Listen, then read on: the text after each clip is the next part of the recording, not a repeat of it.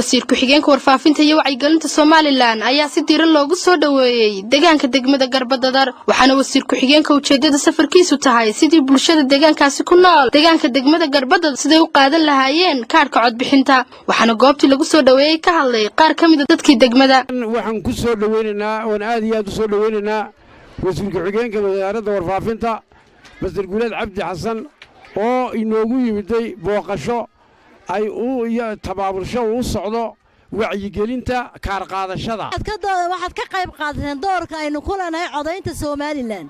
waxaad muujiseen hamiga aynu leenahay waxaad muujiseen inaynu soo baxno haantii waa degmada ugu fiican intaan maraynay dhulka waad soo baxdeen Garbadadar waa lagu yaqaanaa waxaad tihiin dad u heelan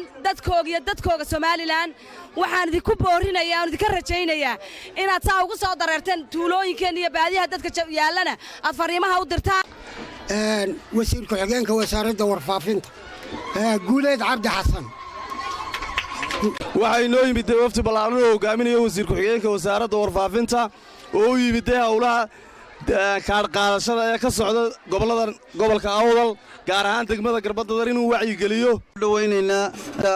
warfaafinta Guuleed Cabdi Xasan anigoo ku hadlaya magaca gudoomiyaha xisbiga kulmiye ee degmada Garbadadar waxaan leeyahay walaalayaal kaarka qaata kaarku waa muhiim buu inoo yahay maanta waxaana la jooga wasiir ku-xigeenkii warfaafinta Guuleed Cabdi Xasan hawshan uu yimidna waxa weeye waa hawsha wacyigelinta dadka sidii loo oran lahaa kaarkiina qaata iskana diiwaan geliya nin walba meesha aad joogto taasoo anaguna aad iyo aad aan uga cabanaynay oo hawlo badan ay meeshan yaalaan waxyaabaha ugu noogu daran ee meeshan ka jiraana waxa weeye dhulkii oo xeebaha oo dhulku uu kulul yahay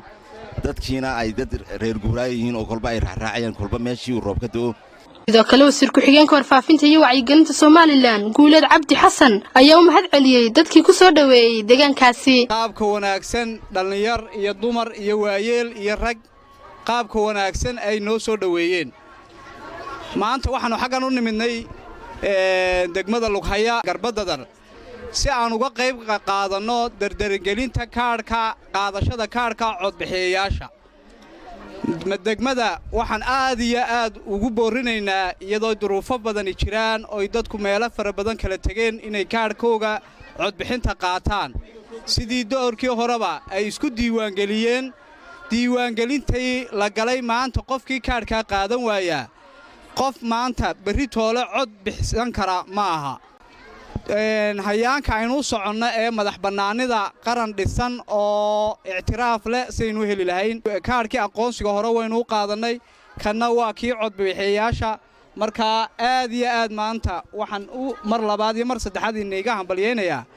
qaabka wanaagsan ee farxadeed ee noo soo dhaweyseen aniga iyo waftigan hogaaminayo Wacdar Caafi TV qaranka Boorama